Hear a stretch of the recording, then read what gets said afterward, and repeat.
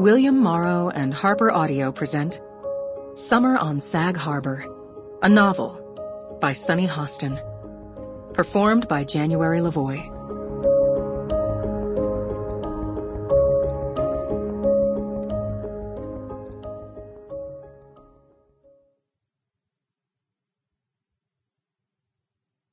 This book is dedicated to Mr. William Pickens III, the unofficial mayor of Sag Harbor Hills, who began summering in Sag Harbor in 1946. Thank you, Mr. Pickens, for being the first person to introduce me to Sands and welcoming me to be a part of the community. You are missed. Chapter 1. The Fathers. February 2021. The day of reckoning had come. A polite but firm phone call from the estate attorney at Cravath, Swain & Moore forced Olivia Jones to face the sins of her godfather.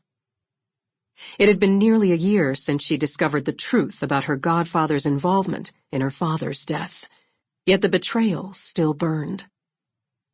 On the cold February morning before the meeting with the attorneys, Olivia sought to reconnect with her godfather by visiting his storage unit, the perfect place to honor his request to read the last letter he'd ever written to Olivia. Olivia had a keen memory, but it was on days like this that she cursed it.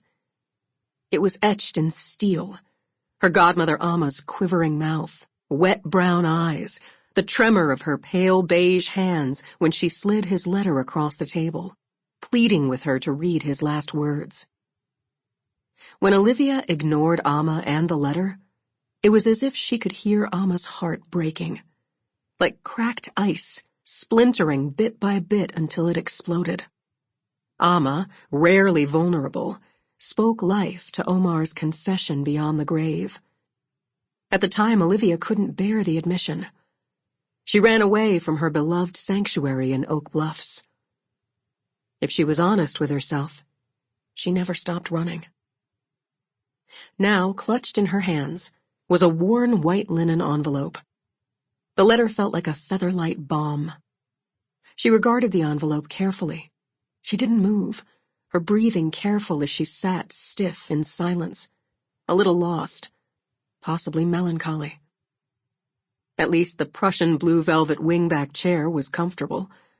It was the type of furniture one would not expect in the middle of a storage unit in New York City, but on a restoration hardware showroom.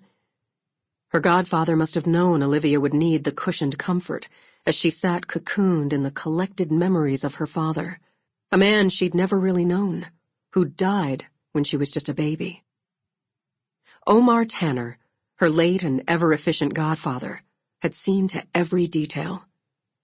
When she first visited the room last year, her head spun from the opulent details. It was no ordinary storage facility, but rather a vaulted studio apartment, where the likes of Gates, Bloomberg, and Buffett could rest assured their clients' possessions were well attended and personally seen to by housekeeping, where time and temperature had no impact on their property. Her attention lingered on the gorgeous black and white photos framed and hung along a wall. She recognized the headshot of her father in his police uniform. The same photo still sat on the mantel in her mother's living room. She crossed the room to inspect photographs she'd never seen. There was one of her father as a child, and a boy who looked so much like him, sitting on a beach. From the blue Monte Carlo parked behind them in a lush grove of trees, she guessed the picture to be from the early 1980s. There was another picture of a young girl dressed in her all-white Sunday best. The photos were like an open door to a family she'd always wondered about. Olivia's mother, Cindy, always deflected her questions about her father and his family when she was growing up. But Olivia knew that there must be more hiding behind her mother's many silences. When she reached to pick up another framed picture, a loose photo wedged between books tumbled off the ledge, right into her hand. The picture captured a smiling black family, 2 boys, a younger girl. Sample complete. Ready to continue?